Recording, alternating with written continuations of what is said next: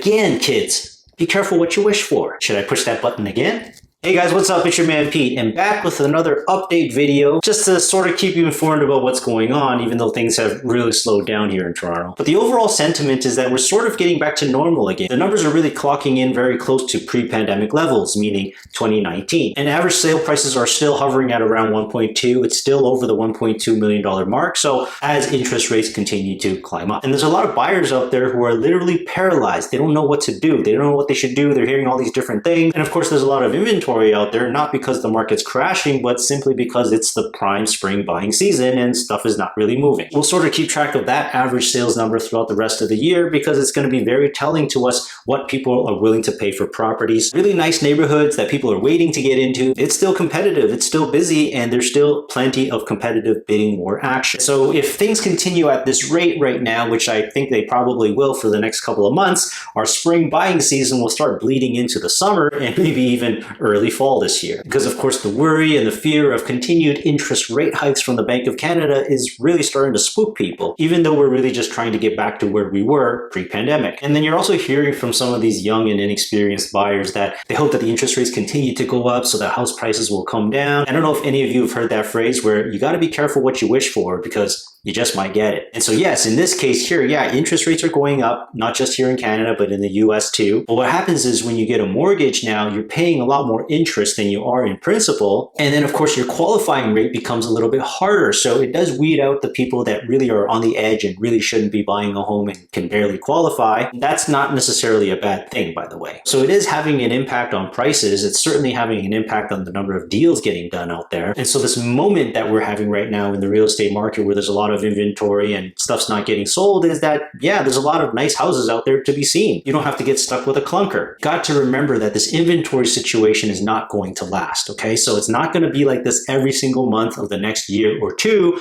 where you're going to see a lot of inventory, because what happens is sellers will always find a way to do something with their property, you know what? So they can always sort of refinance and take money out of there. They can also rent out the property and still be able to buy another property.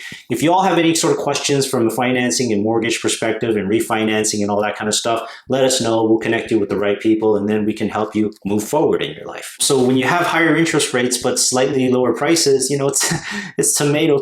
It's actually better during low interest rates when you're paying more principal than interest on your mortgage. And I would argue this is worse for the economy because you're paying higher interest rates and overall activity gets stalled and everyone's paralyzed. They don't want to move. But yes, oh yes, I always believe in the demand and love and desire to own property here in Canada and in the Toronto area. It's just where people favor to put most or all of their life savings into, because property is a good solid investment. It helps you build and grow wealth over time. And of course you need a strong roof over your head because of course this is Canada, but you're not wishing to see that again soon. And so you see, for any of you who have ever seen my past videos, I always talk about it from a demand and supply perspective because that's what economics is. That's what the economy is built off. Demand is incredibly strong here in Toronto and the GTA area and even in surrounding cities now. Yet supply is always slow to come to market. You know what I mean? You can see this now because there isn't that many buildings that are finishing every single year. Just can't build enough for the number of people that want to live here, regardless of interest rates. So that's really the story that you really want to focus on, not this sort of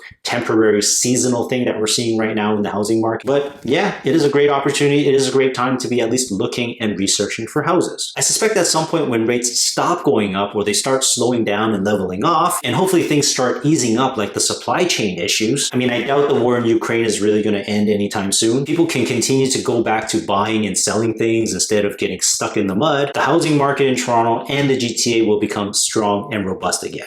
I promise you, it will come back. That sun will rise again. And so our total sales numbers are sort of in line with how it was pre-pandemic. You know, we're up to about 40,000 transactions now for the first 5 months of 2022. Of course, we can't really compare it to 2021, which was a record year where we did 60,000 transactions in those same 5 months. It was a record year where we sold 122,000, but basically half of the transactions were done in less than half the year in 2021. We can't compare against that year. It was an anomaly. It was something weird, something different.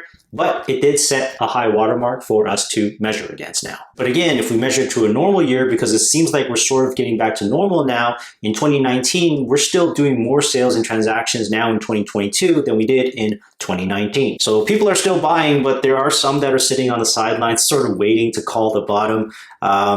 It's really hard to try to call the bottom, not just in the stock market, but also in the real estate market. So really what you should be focusing on is, do the numbers work for you? Can you handle the rate increases? Can you get qualified for a mortgage? And just make sure you buy the right property, because the thing is, the worst situation you can be in is when you wait and then the supply sort of dwindles or dries up, and then you're both paying higher interest rates and you're choosing a property that you don't really like. But yeah, it's important to definitely stay on top of the news, stay on top of the trends, watch videos like ours here at Selling Toronto so you can stay informed about what's going on. And at the end of the day, you're making the decision for yourself, right? So we've got to work within the circumstances, we got to work within what's going on in the world, and then sort of make the best possible decision at that time, because you can't possibly buy every single house in history ever. So again, as always, if you need personal advice and service and guidance on how to navigate the market, no matter whether it's going up, going down, going sideways, we will help you in making the best possible decision for you and your family and your pocketbooks, of course,